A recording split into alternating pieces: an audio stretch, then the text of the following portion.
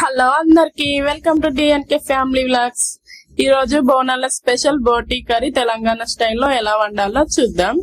ఇక్కడ మా హస్బెండ్ బోటి క్లీన్ చేస్తున్నాడండి. ఇప్పుడు ప్రాసెస్ లోకి వెళ్ళిపోదాం. ముందుగా కుక్కర్ లో ఆయిల్ వేడి చేసుకుని దాంట్లో హోల్ గరం మసాలాలు వేసుకోవాలి. 2-3 కట్ చేసుకున్న పచ్చిమిర్చి వేసుకోవాలి. కట్ చేసుకున్న ఆనియన్స్ వేసుకోవాలి.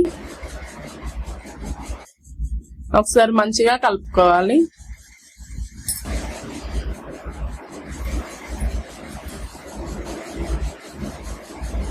ఒక టేబుల్ స్పూన్ సాల్ట్ వేసుకోవాలి. దీనివల్ల ఆనియన్స్ తొందరగా మగ్గిపోతాయి. ఇప్పుడు అంతా కలిసేలా మంచిగా కలుపుకోవాలి.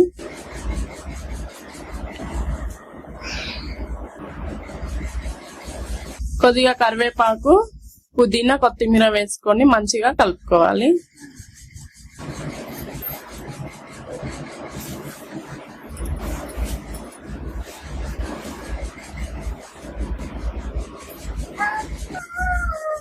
ఇలా మంచిగా కలుపుకున్నాక కొంచెం అల్లం పేస్ట్, తగినంత పసుపు వేసుకొని అంతా కలిసేలా మంచిగా కలుపుకోవాలి.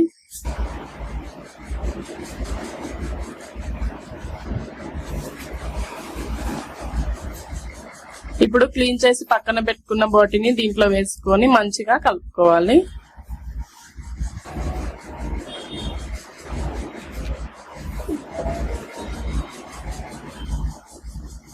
ఇప్పుడు క్యాప్ పెట్టి 2-3 నిమిషాలు ఉడికించుకోవాలి. మధ్య మధ్యలో కలుపుతూ మంచిగా ఉడికించుకోవాలి.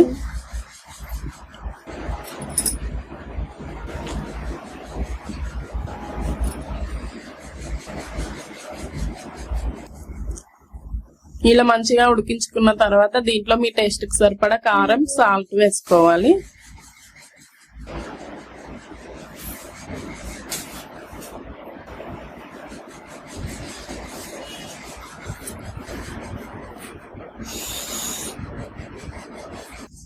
రెండు టేబుల్ స్పూన్ల ధనియా పౌడర్ వేసుకోవాలి.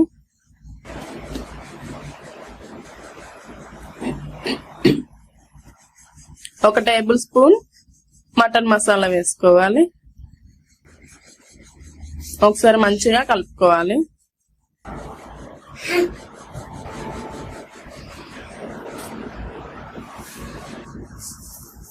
క్యాప్ పెట్టి 2-3 నిమిషాలు ఉడికించుకోవాలి.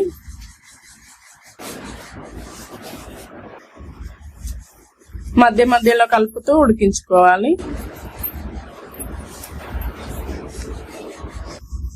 ఇప్పుడు దీంట్లోనే తగినన్ని వాటర్ పోసుకోవాలి.